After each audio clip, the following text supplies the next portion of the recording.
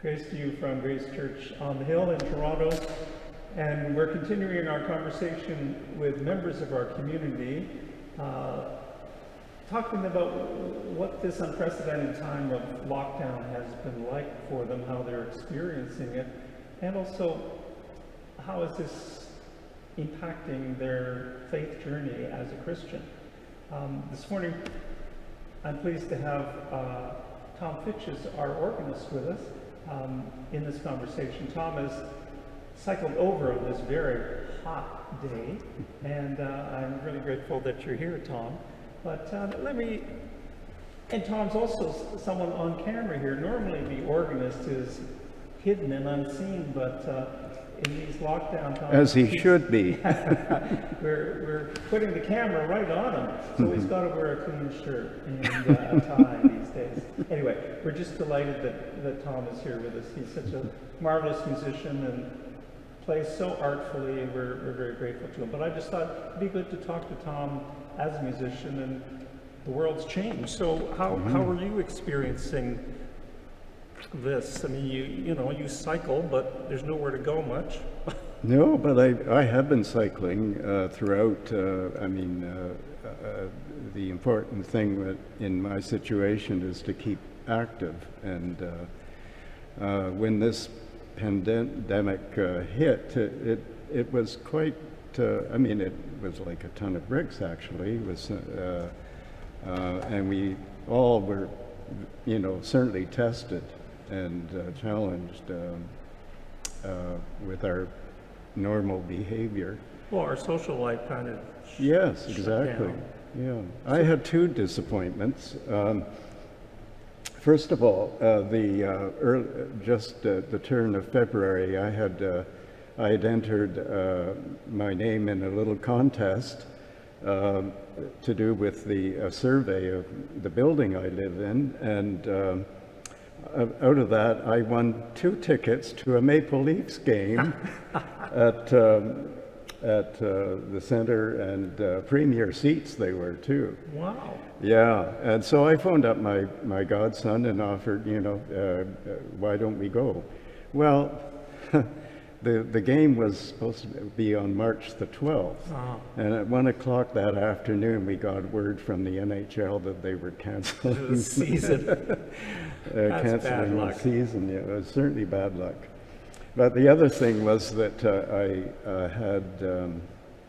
I had hopefully some surgery done early March, and that has been postponed.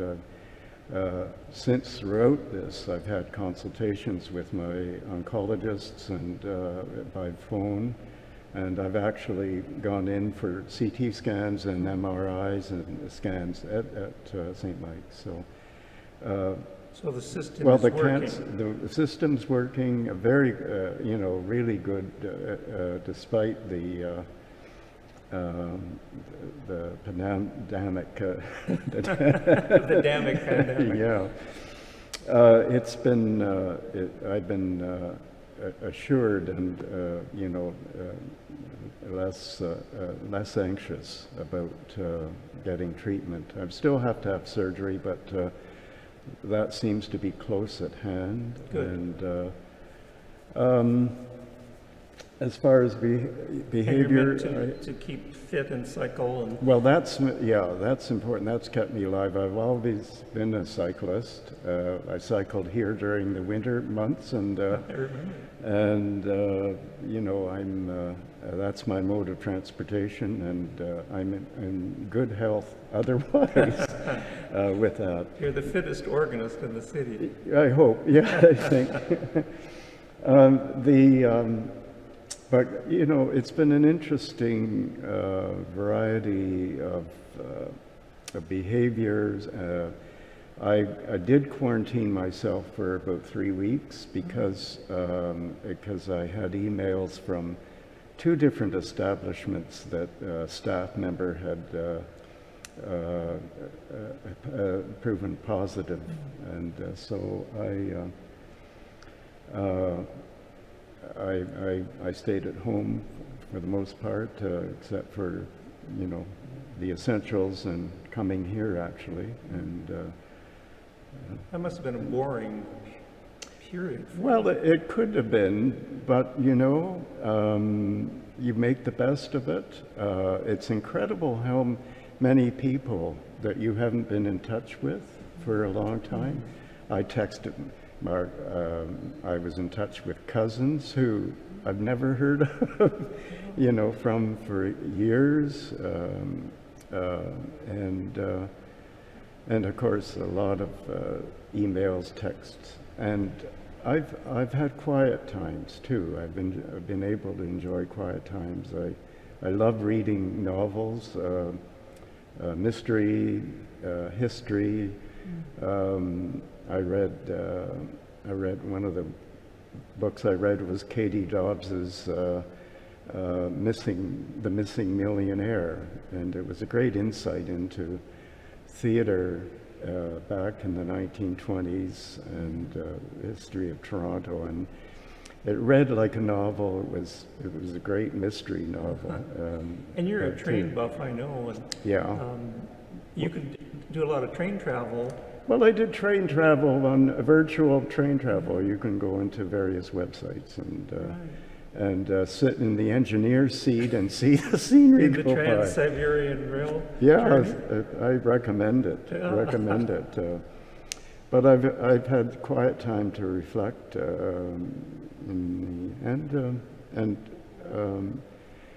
and contacted neighbors around me living in the building. I met a Taiwanese family who lived below me, and the father is over here from Taiwan, and he's stuck here for a while, and he doesn't speak English, and she teaches at early learning in Toronto, and they have a young boy, 13, and he's just got a bike, and so I touched base with them and other people, and I'm not afraid of quiet times. I see. So, yeah. And you know, your faith journey, I mean, the impact on that, I mean, you'd be out and around so much and involved in choirs here and so on, suddenly all of what we know predictably here has been just swept away. Well, it has, in a way. It is quite strange, the setting, but you know, it's, again, we're challenged. The church is not necessarily the building, it's other. And I've been moved by the outreach of people. I mean, there's the 4 of us here and 5, but I've been moved by the imagination of designing liturgy here, and I mean, I think we've done a good job here. Well, we're making it up as we go along. We've never been through this well, journey yeah. before, have we? You've had the luck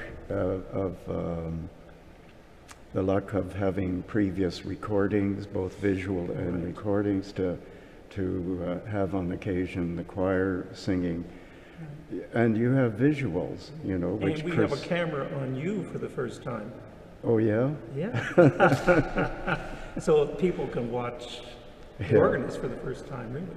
Yeah, well, And see how you manage that console. the backside is the best side.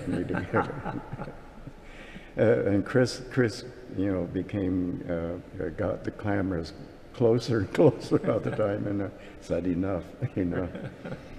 But I think what has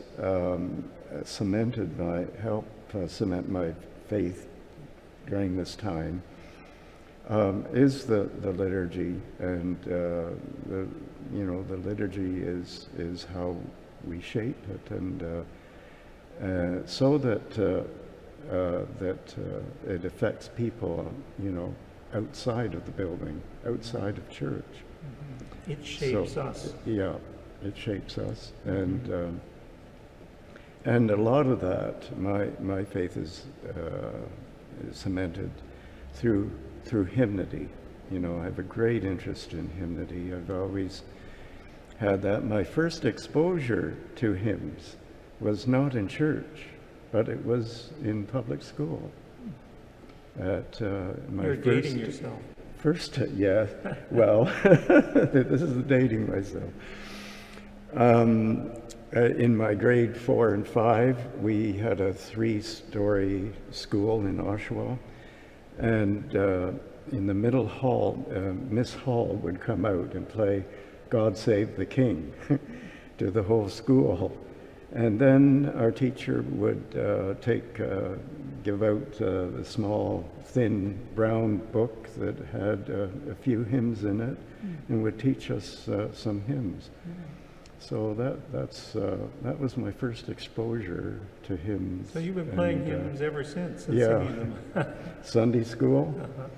Sunday school, I played hymns. Now, mind you, the rector's wife who taught Sunday school always put me in the corner because I was asking smart-ass questions. I can't believe you were naughty, Tom. But then I played, I played hymns for the congregation or for the kids, and I've always put an importance to how words and music together, you know, has an emotional impact. Such a strong one that it moves people, moves people to action, and. So art assists the text of hymnody and scripture. Yeah. Yeah, I think the visuals, even places where they have incense, the smell can aid in, you know, brightening up. But the important thing about liturgy is how it affects people to go out into the world. And liturgy goes beyond the worship. Yes. You know, yes. I think I had, when I was at St. Clement's for 42 years, I had several people who would phone me from their office on a Monday morning and ask, you know, what, you know, the meaning, the history behind a certain hymn. Wow. Mind you, there's been one person that asked me not to tell his wife about this. But so you he have was a secret very ministry. interested. Yes, yeah. I've placed an importance, and I think I'm pretty proud of the fact that I've successfully been able to introduce good new hymns, quite a quantity of new hymns while I was at St. Clement's. And we're grateful for your hymn playing here, which is so artful and thank you. At the moment. Thank you. I've been chatting with Tom Fitches, our organist, who's such a superb musician, and we're so blessed to have him as part of our community at Grace. And I want to thank you, Tom, for sharing your experience with us and your faith journey in this very challenging time for us all. But you're right, whether we're here physically in person or whether we're here virtually in worship, it does shape us and does change the way we view the world, because it shapes the way we view ourselves and God's love. Grace and peace to all of you.